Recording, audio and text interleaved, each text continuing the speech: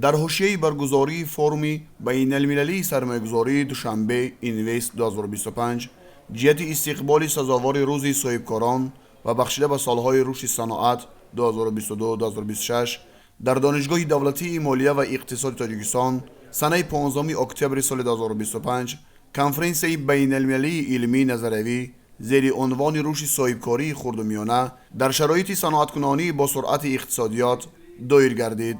رکتور دانشگاه دولتی مالیه و اقتصادی تاجیکستان ستارزاده باباجان عبدالجبار ضمن سخن افتتاحی ابراز داشت که تأمین رشد استوار اقتصادی ملی از فعالیت با ثمر بخش خصوصی و صاحبکاران وطنی وابسته است. مخصوصا رشد صاحبکاری 3 ساله یکی از عامل‌های فراوانی بازارهای کشور با محصولات بلندصفت وطنی به شمار می‌رود.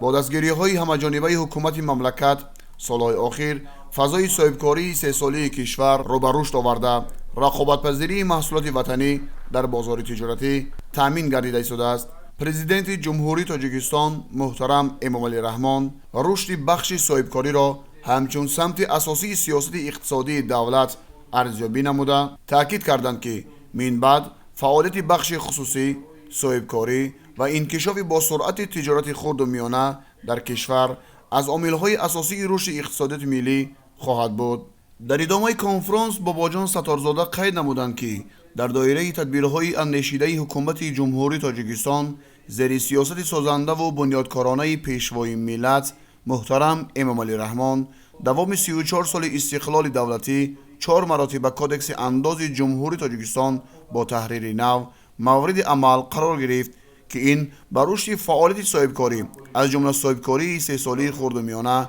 زمینه فراهم آورد. جهت دستگیری و فراهم آوردن شرایط مساعد رشد بخش صاحبکاری تا امروز از جانب حکومت مملکت به صاحبکاران وطنی بیش از 120 نمود امتیازهای اندازی و گمرکی پیشنهاد شده است. در ادامه کار کنفرانس امید دولتزاده دیرکتور مؤسسه دولتی پژوهشگاه علمی و تحقیقاتی مالیه نزد وزارت مالیه جمهوری تاجیکستان در موضوع رشد صاحبکاری در شرایط اقتصادی رقمی وضع معاصر و دورنمای آن در جمهوری تاجیکستان معروضه کرد. قید گردید که در تاجیکستان رشد صاحبکاری در شرایط اقتصادی رقمی با واسطه تطبیق برنامه‌های دولتی بخصوص برنامه میانه مهلت رشد اقتصادی رقمی عملی گردیده شده است. اساس این رشد جلب سرمایه به تکنولوژی‌های رقمی، وسیع نمودن حساب برابرکنی‌های غیر نقدی، رقمی کنانی‌های ساحه‌های اقتصادی، بلند برداشتن صفت اینترنت فراخ موج و رشد ساحه‌های علاقه و خدمت‌رسانی‌های الکترونی میباشد. سپس راهبر گروه تطبیق لایحه رشد صاحبکاری خرد جیکا در موضوع راهبسته رشد در شکوفایی تاجیکستان اهمیت دستگیری صاحبکاری خرد معروضه نموده افزود که برنامه‌های مشترک جیکا واسطه مهم همکاری تکنیکی میباشند که رشد ذخیره‌های انسانی و حل مشکلات را در کشورهای رو به ترقی دستگیری میکنند. سپس به طریق آنلاین بختیار نوروزاده پروفسور کافدرای مارکتینگ و منیجمنت دانشگاه دولتی بخارای جمهوری ازبکستان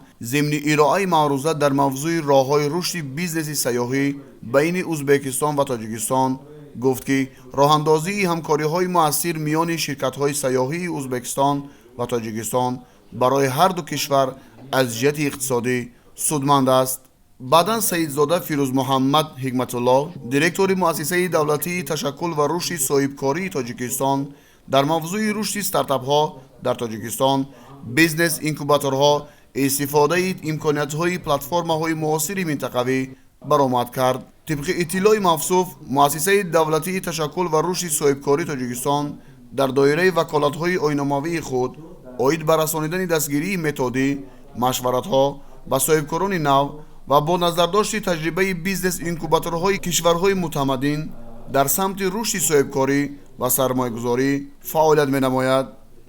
در انتهای کنفرانس محاکمه برگزار گردیده در محاکمه پروفسوران دانشگاه منظوره کاشانова، رستم رحمتزاده و اینامجان امینوف فعالانه اشتراک نمودند.